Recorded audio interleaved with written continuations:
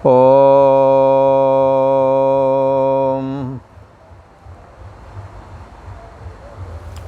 श्री योग वासिष्ठ के स्थिति प्रकरण में श्री वशिष्ठ जी महाराज बोले, हे राम जी, दासुर नाम के एक महर्षि जो कि कदम्ब वृक्ष की ऊंची डाली पर उसके अग्रभाग पर बैठ कर के तपस्या करते थे, उनके पास में एक बनदेवी ने आकर के बड़ी विनम्रता से आरजू मिन्नत की और कहा कि हे भगवान, इंद्र के नंदन वन में जब नया संवत्सर प्रारंभ हुआ है अपना, जो कि चैत्र के शुक्ल पक्ष से प्राप्त नया संवत्सर चालू होता है, और जब त्रयोदशी का दिन था तब नया संवत्सर चालू होने के उपलक्ष्य में इंद्र ने बड़ा भारी महोत्सव किया था। उस नंदन वन में सारे संसार की वन देवियाँ अपने पुत्रों को लेकर के इकट्ठी हुई थीं और नाना प्रकार का नृत्य गान आदि कार्यक्रम आयोजित हुआ था।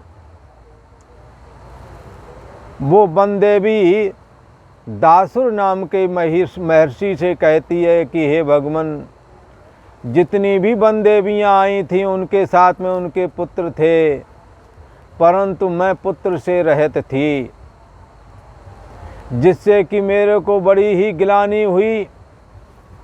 इसलिए हे भगवान, मुझे तुम पुत्र दो, इसीलिए मैं तुम्हारे सम्मुख आई हूँ। बड़े बड़े कठिन काम भी जब महापुरुषों की कृपा होती है तो सहज में ही सिद्ध हो जाते हैं। सो हे भगवान, मुझ पर कृपा करो और मुझे पुत्र दो, और यदि पुत्र ना देवोगे तो मैं तुम्हारे सामने ही अग्नि में जलकर मर जाऊंगी। तब उसके इस प्रकार कहने पर वशिष्ठ जी महाराज कहते हैं, हे राम जी, जब उसने इस प्रकार कहा और पुत्र के चाह में इतनी अधिक उसका हृदय जल रहा था, ये बात दासुर नाम के ऋषिश्वर जान गए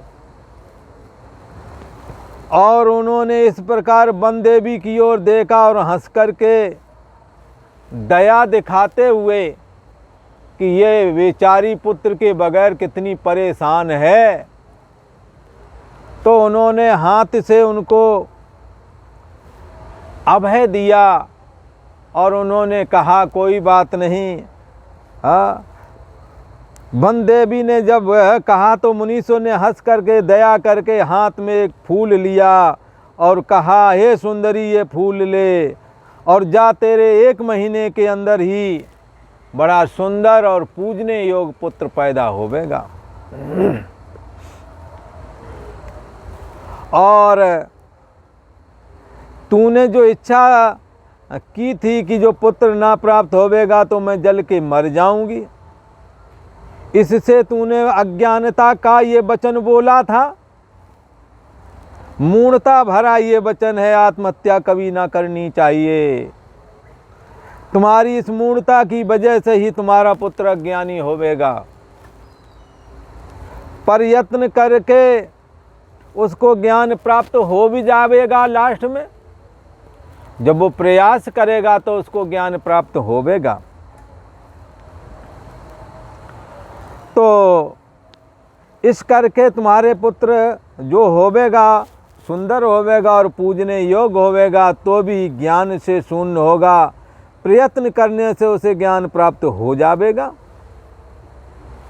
जब इस प्रकार मुनीश्वर ने कहा तब प्रसन्न होकर वन देवी ने कहा, हे मुनीश्वर, मैं यहाँ रहकर तुम्हारी सेवा टहल करती रहूँगी।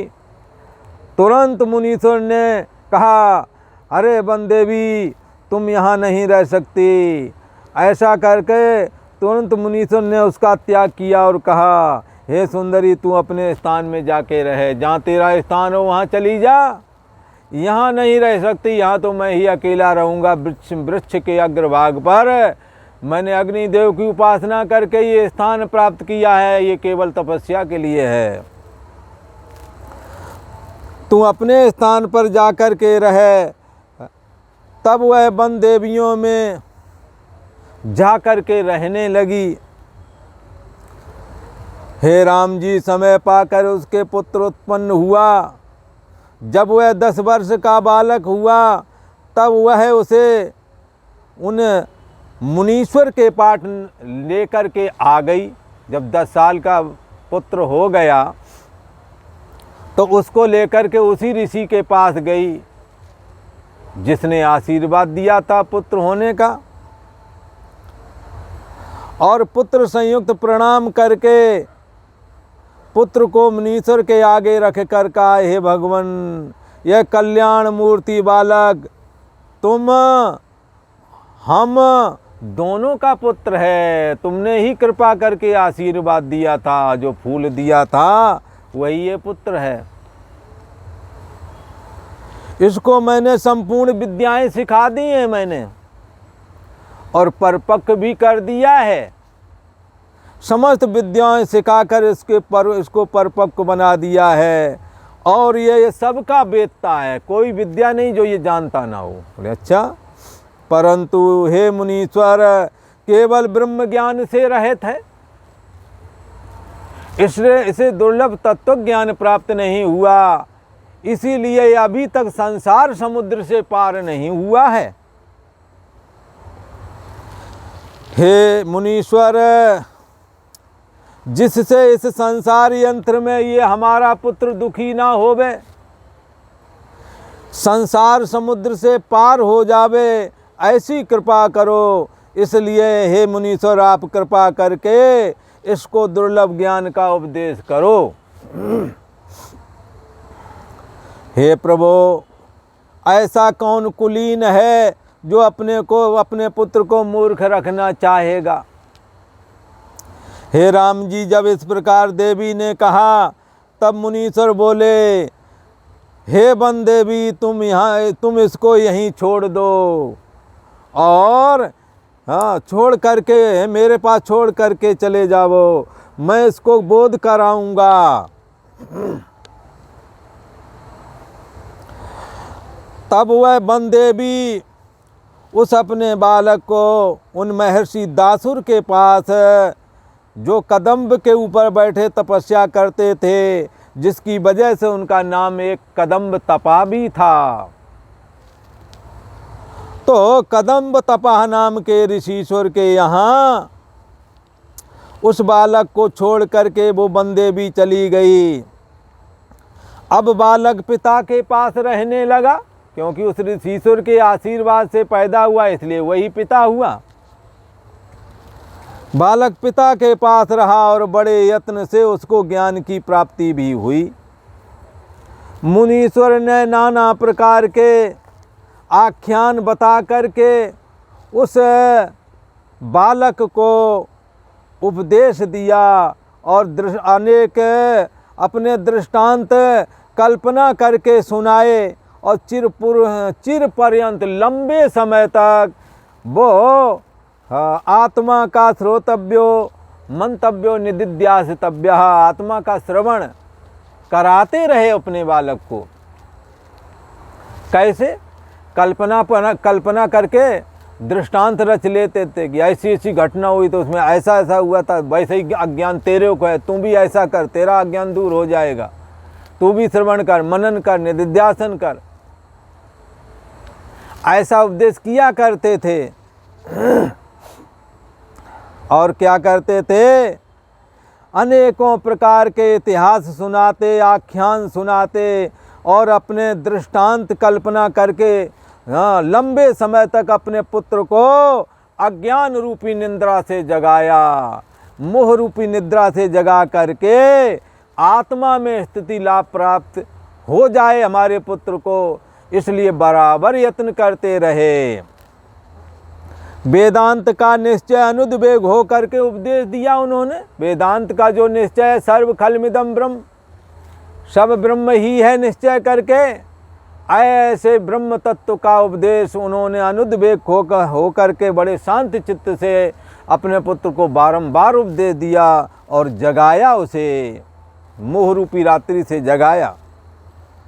विस्तार पूर्वक कथा के क्रम में जो अनुभव और बड़े गूढ़ अर्थ हैं वो भी मुनीश्वर ने उस बालक के प्रति कथन किए, और जो अपने अनुभव से प्रत्यक्ष था, जो उनका अपना निजी अनुभव से जो साधनाएं हासिल की थीं, उनको भी सुनाया कि हे पुत्र ऐसे ऐसे साधना करो, इतना भोजन करो, इतना सो, ऐसी ऐसी जगह बैठो, गलत लोगों में मत जाओ, अच्छे लोगों में बैठो, हाँ, अच्छे ग्रंथों को पढ़ो, अच्छी सोच बनाओ, निगेटिव सोच से बचे रहो, व्रत करो, संयम करो, परमात्मा का चिंतन करो, गुरु भक्ति करो, बड़ों की सेवा करो। हाँ, ये उपदेश करते रहे। विस्तार पूर्वक कथा के क्रम जो अनुभव और बड़े गूढ़ अर्थ हैं वो सब उन ऋषिश्वर ने कहे, और वे भी कहे जो अपने अनुभव से प्रत्यक्ष था उनको, वो भी उन्हें सुना दिया। सो भी बल करके उन्होंने उपदेश किया, दृढ़ता से उसे बारंबार जगाया, हे पुत्र मैंने जो ये कहा ये ऐसे ही है, आत्मा के ज्ञान के बगैर किसी की मुक्ति नहीं होती है। आत्मा का ज्ञान प्राप्त करने के लिए पहले निष्काम भाव से सेवा शुश्रूषा करनी चाहिए। हाँ, सेवा शुश्रूषा करने से चित्त निर्मल होवेगा, निर्मल चित्त में भगवान की भक्ति आवेगी, भक्ति आने से ज्ञान और वैराग्य आते हैं, और धर्म से विरत धर्म में जीवन जियोगे तो वैराग्य आएगा, और योग से ज्ञान, योगाभ्यास करोगे, परमात्मा से जुड़े रहोगे, साधन भजन करोगे, ज्ञान प्राप्त होवेगा वेदांत श्रवण के माध्यम से। और ज्ञान मोक्ष प्रद वेद बखाना, धर्म से विरत योग से ज्ञाना, ज्ञान मोक्ष प्रद वेद बखाना, ऐसा करके अपने पुत्र को बारंबार वो जगाने लगे कि हे पुत्र संसार एक स्वप्न है, ये एक दीर्घकालीन स्वप्न है, और जो निद्रा के समय जो तुमने जो जगत देखा था वो स्वप्न स्वल्पकालीन है, और इस समय खुली आँखों से जो जागृत अवस्था में देख रहे हो ये दीर्घकालीन स्वप्न है, दोनों ही स्वप्न हैं। ऐसा समझ करके कहीं पर भी आसक्ति नहीं रखना पुत्र, ऐसा करके उपदेश करते रहे। हाँ, क्या आप भी अपने ऐसे बच्चों को शिक्षा देते हैं? यदि देते हैं तो ठीक है, नहीं देते हैं तो चालू कर लो। ब्रह्म ज्ञान नहीं आता है तो अच्छी बातें तो आती हैं, किसी की निंदा चुगली मत करो, चोरी मत करो, दूसरों की सेवा करो, ये निगेटिव ज्ञान मत भरो कि वो तुम्हारे पर आए, वो चाचा वाचा इनके पैर मत छूने वाला। चाचा और ताया इनका तो निषेध कर दिया तुमने, बुआ कर मत छूना भला। पर वही बात उसने वो संस्कार डाल लिया, वो बाद में जब बाकी बहू आ जाती है वो तुम्हारे पैर पर पड़ना छोड़ देता है, फिर तुम्हारे को जवाब देना चालू कर देता है। फिर बोलता मम्मी जब देखो तो हमारी पत्नी के ऊपर अंगुली उठाते रहते हो, हमारी पत्नी में से क्या खराबी है। कई तो बड़े प्यार दे कह रहे थे हमारी पत्नी तो बहुत सुशील है, और फिर भी जब देखो तब तक बोलती रहती हो, हैं? तब उन बुढ़ियों को हाँ शर्म से सिर झुक जाता है कि इनको हमने पढ़ाया लिखाया, इनको ये क्या अभी हमारे को ये अकल सिखा रहे हैं। तो क्या है, यहाँ कहते हैं कि उन दासुर नाम के मुनीश्वर ने अपने पुत्र को जगाया, और जगा करके जगत के मिथ्यात्व का निश्चय कराया। सर्व खलमिदं ब्रह्म, सब आत्मा ही है, ब्रह्म ही वेदम सर्वम। हाँ, सब कुछ ब्रह्म ही है, ब्रह्म सत्यम, ब्रह्म ही सत्य है, जगत मिथ्या है। जीवो ब्रह्म ही बना परा, जीव ब्रह्म ही है।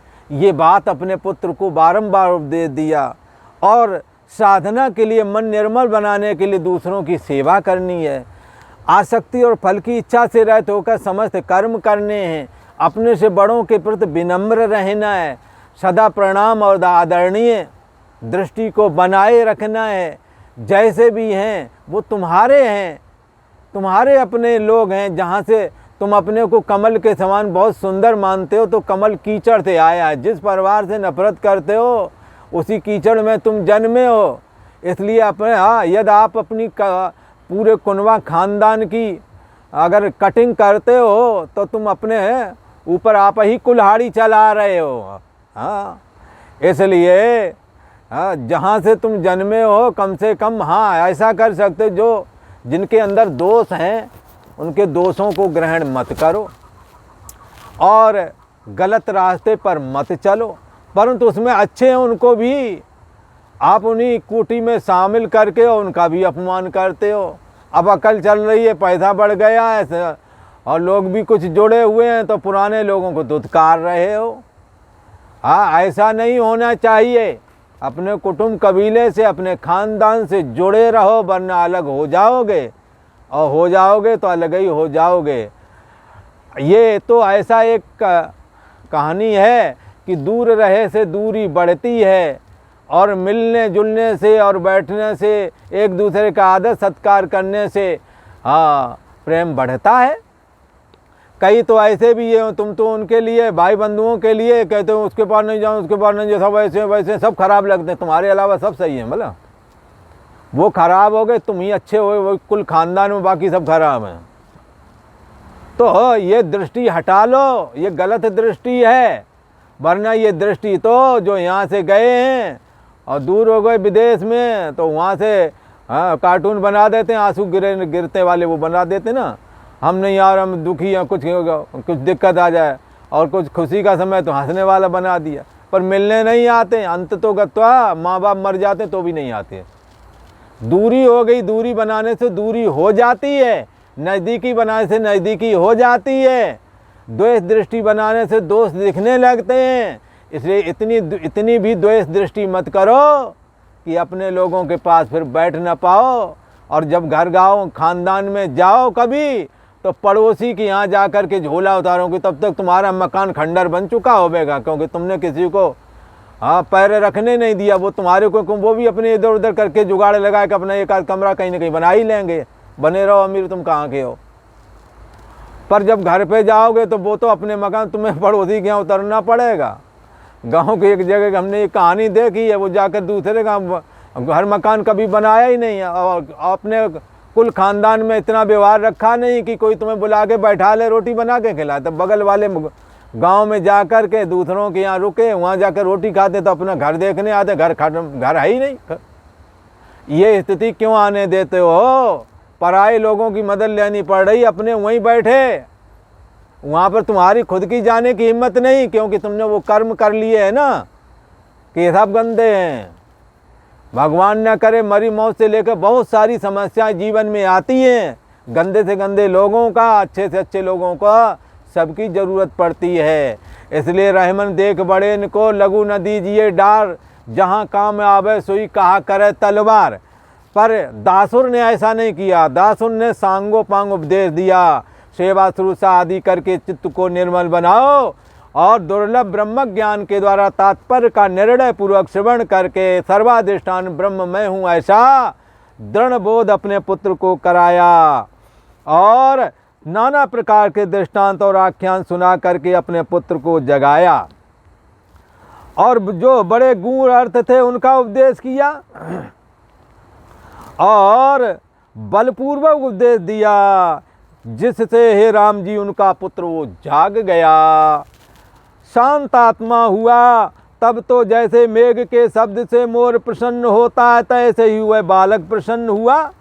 इति श्री योग वशिष्ठ स्थिति प्रकरण दासुर सुत बोधन नाम 55 सर्ग। और आज इतना ही। ओ